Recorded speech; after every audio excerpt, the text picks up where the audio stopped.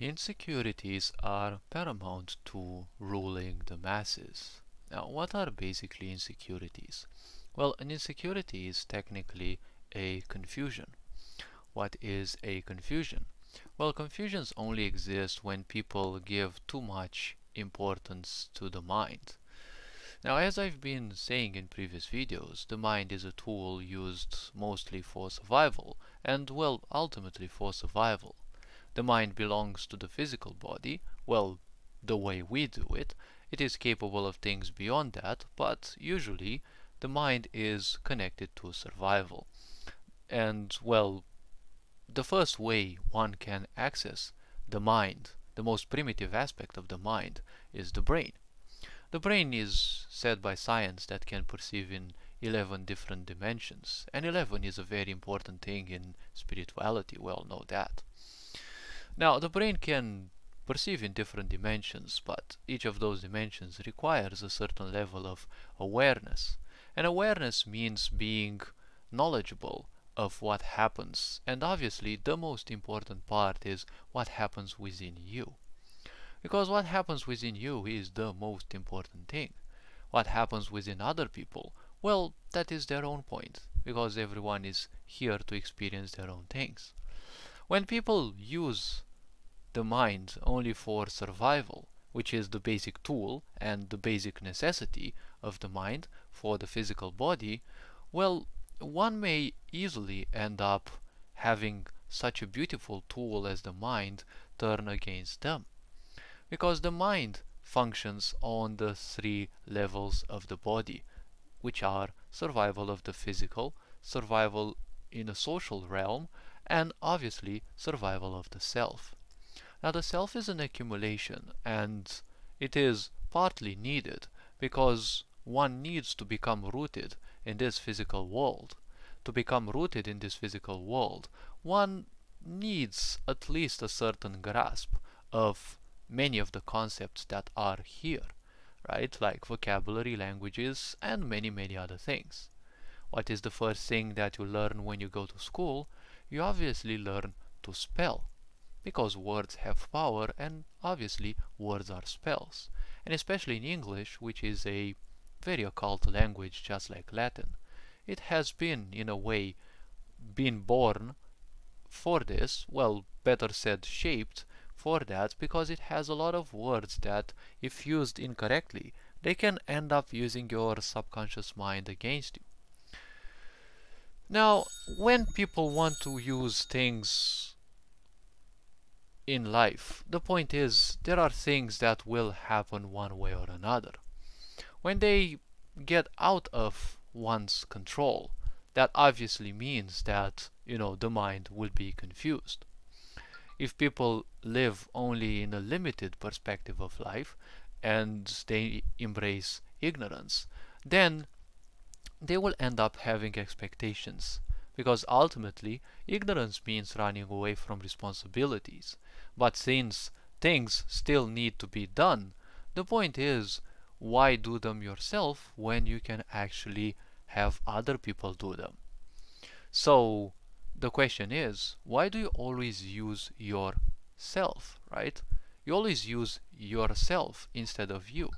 There is obviously a difference in between you and the self. The self is an accumulation. You just exist. When you simply leave the body, the self becomes irrelevant. But that which is you will carry on. Unless one chooses to leave the body in a conscious way, in most, if not all situations, the cycles of life will be over and no more incarnations will be. Now, when it comes to insecurities, the idea of insecurity is a bit more of an accentuated confusion. Now, when you spend energy on things, emotions, thoughts, and the such, even though emotions and thoughts are one and the same thing, the point is they become a little bit like black holes. Now, they're not going to turn into a specific black hole, but the more you focus energy on them, they will become a bit vibrant in a way, and you're basically creating a cycle. The cycle is feed this specific thought.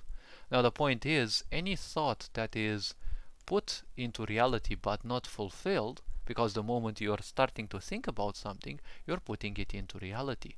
But without a sufficient amount of energy, it cannot manifest. So it will seek to free itself from the grasp of the mind.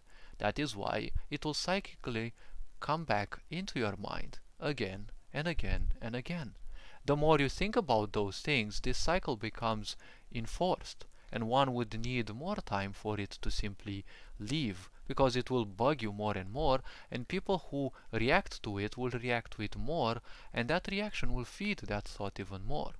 This will create insecurity because, again, not being capable to rule your mind is a big insecurity, because the mind expects control and everything to comply to it.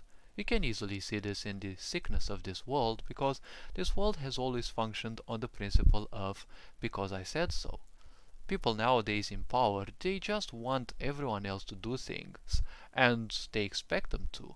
But, they just expect them to because they said so.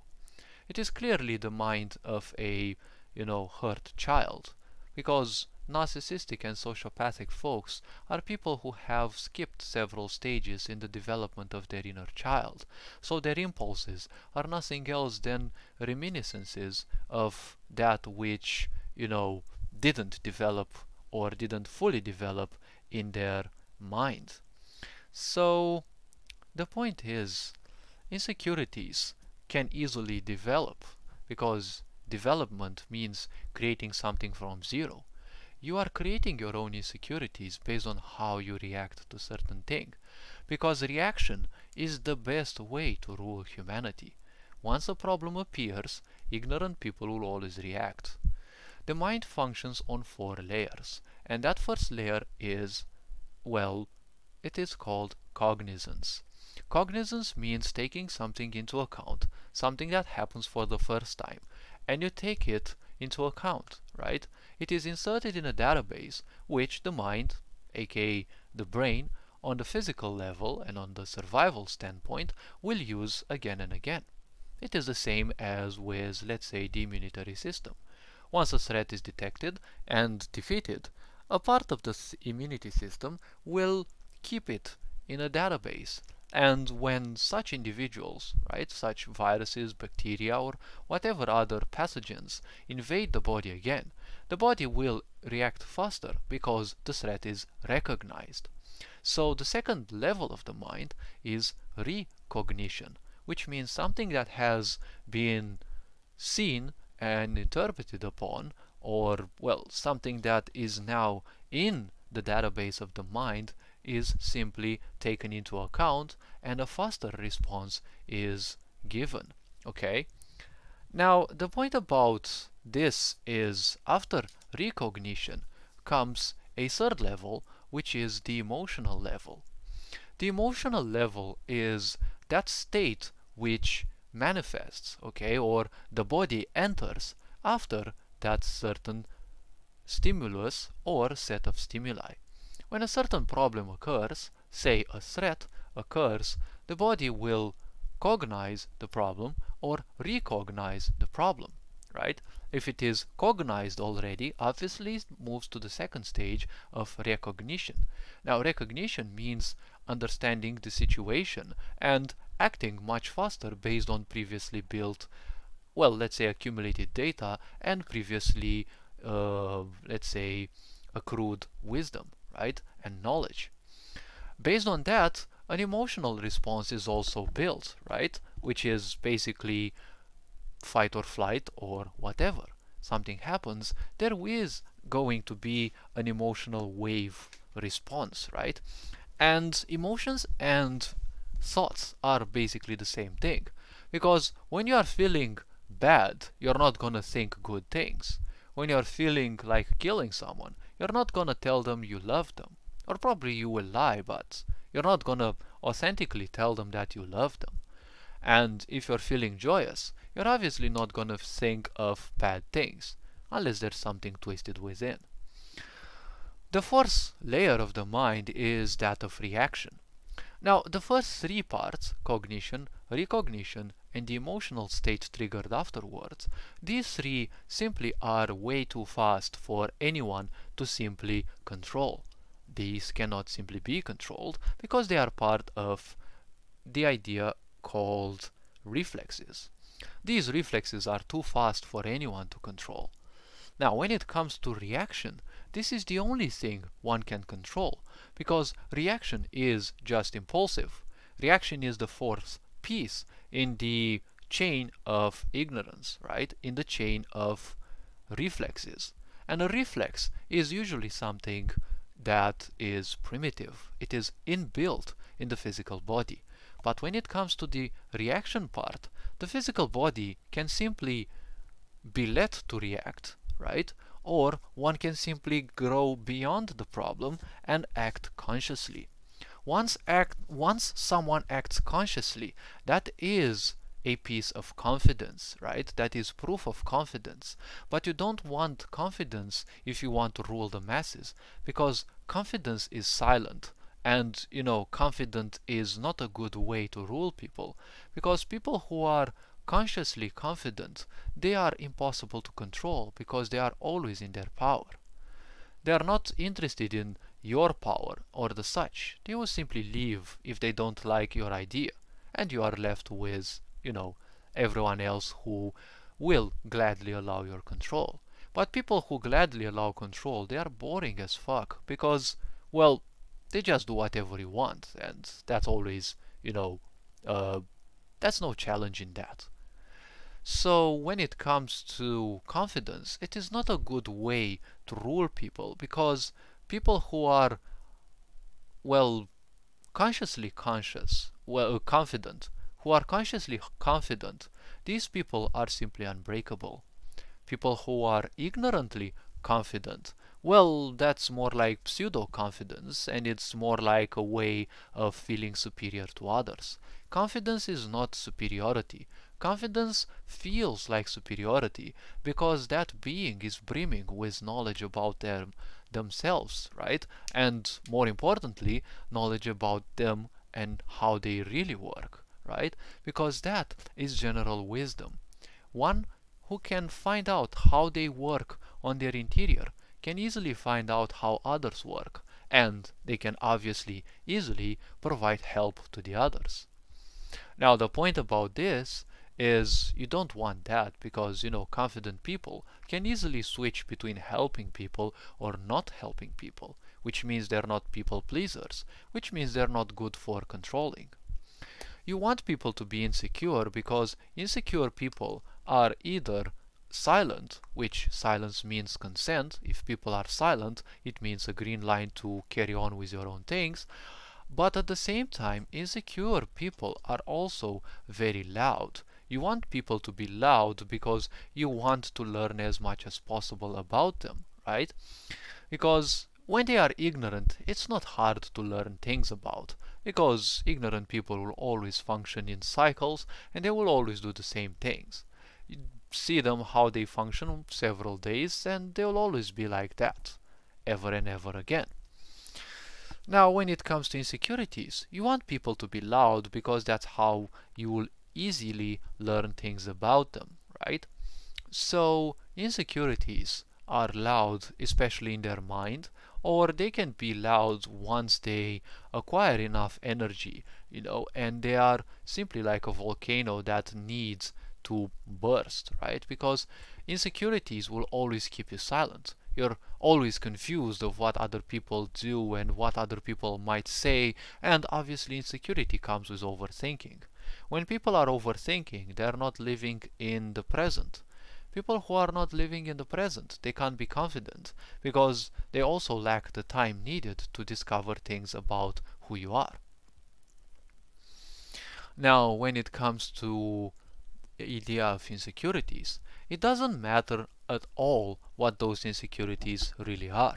Insecurities about sexual orientation, insecurities about protecting a certain part of nature, a certain animal, insecurities about anything. It doesn't matter at all what they are, because ultimately they are insecurities. And it's just the motive of the insecurity is different.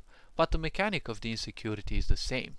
It always makes it exactly the same manipulable as always. It doesn't matter if people have insecurities about their gender, because obviously a lot of karma based on religion, especially Christianity, who has been seeing, the feminine gender as bad, and literally everything about sexuality is bad.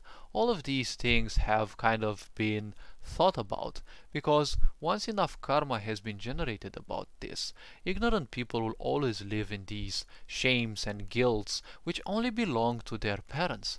But ignorant parents will always, blow all their insecurities on their children, because obviously if they suffer, you also have to suffer. So when it comes to insecurities, it doesn't matter what triggers those. It's basically an insecurity or a set of them. They are as manipulable as always. So the points of, insecurities, they are simply like deities. As I've been saying in previous videos, deities are just like thoughts in your mind that you simply worship. When you think too much of something, it becomes like a pantheon, right? A deity in a pantheon of your mind. And, well, obviously that pantheon requires, the certain worshippers. Worshipper, which in this case can only be you, because you are the only one within your existence who simply worships those ideas. Those ideas are simply just like, they're just like the worshippers, yes. You simply think about that and hope that something will eventually happen. But technically, when you're overthinking, you're kind of mad, because you're always thinking of the same things, most likely acting the same ways, but expecting different results, which is kind of, the definition of madness. And insecurities are always the anti-chamber to madness. When it comes to go even further, the point about insecurities, all those emotions, all those juicy emotions created within people, aren't even in need of support, because they themselves will support that. Once someone does something too much, there are two things that will appear. They will simply enter a death spiral, and most likely they will end up accepting it as a comfort zone. This will also be coupled with another term, which is learn helplessness. Once something simply learns that whatever they are trying to do, based on their own perceptions only, is helpless, they will simply give that up. And, well, in their suffering, they will call to something which is called the Stockholm Syndrome. They are creating so much pain, but at the same time, they will embrace that pain because, well, they will turn it into their comfort zone. And once this happens, those have been terraformed successfully into tools for your control. Now, when it comes to go further with insecurities, the loudness of these, well, insecurities simply ruin everything in one's life. When people are insecure, they fail to understand that there is no such thing as control over things. Things in life happen. You just don't have to react to those. One has to act, right? Because action can only be done consciously. When it is done unconsciously, it is reaction, because it is, as I said, the fourth step, let's say, in the idea of reflexes. And when insecurities are triggered, obviously people can easily be put into groups based on what kind of insecurity they have. Because once placed into groups, they are easier to herd, because they are also now in an environment where everyone has the same thing, so they can finally open up. Once they open up, their insecurities will be much louder, because even if insecure people are silent just like confident people, their insecurities are very loud when you look at their body language. People who are confident are much more silent in their body language because, well, everything about them reeks of confidence, right? And you don't want that in a society that you want to control. When it comes to insecurities, there is so much to simply read in others that, well, it may take a long time to interpret and to actually see whether your interpretations have been successfully done. And, well, basically if they are correct. Now, when it comes to these groups of people, right, these insecurities, right, the people who have insecurities, once put into groups, you obviously want to call them families, right? Because in a family, people, especially ignorant people, will feel very much secure. And obviously we all know that security is a, well, synonym for control. But security is what ignorant people always seek, right? If you look at animals, right, who live unconsciously and they're always survival bound, they will always seek security. But the only security they will ever find is that of a satiated belly. Because even if they have a satiated belly, the idea that any danger may be lurking nearby is what keeps their survival senses open. And that means they will still continue to live in an idea of reflexes, right? In the wild, anything can happen, so their survival is always at stake. This is the same thing as with ignorance, because they will also consider that something is out there to get them. Whatever may be, it doesn't matter. As I've been saying, when you are dealing with ignorance and with people who are distorted mentally, reality as it is never matters. What matters is how they perceive things, because that's how you can control them, if you know that, or that's how you can help them, if you happen to find their insecurities. Because insecurities are nothing else than tools. You can use those to help someone better themselves, which is usually, well, rarely is it worth it, because people will unfortunately fight for their insecurities. That is why insecurities are in many cases death spirals. Or you can use insecurities to help people and, well, guide them towards something better. Because insecurities, they are just like gravity. They are hard to escape. But once you escape them and you see the calmness that lies outside of those, you will simply have learned a lot of lessons. Now, waiting for those lessons to sediment within you and become part of who you truly are, not only the mind, one has to realize everything, not just use the mind to learn them. Because learning something usually is done unconsciously, especially at school where your mind is in all possible directions. That is why in school you never get to remember much, right? You usually remember a lot of things when there are people who traumatize you, like those teachers who put a lot of, bad marks easily, or, who are just stupidly severe. So when it comes to insecurities, now, once you have created a group of people with similar insecurities, they are the easiest to rule, because now they will feel in a safe environment. Well, if you're thinking about creating such an environment to control people, well, that's why NGOs exist. That's why NGOs are for. The terraforming of people's minds to simply suit someone else's needs. Because the idea of an NGO usually is that you are just a piece that's gonna be used more and more for, well, the survival of a greater entity. All this being said, you are appreciated, take care of yourselves, Ferenc on board signing out.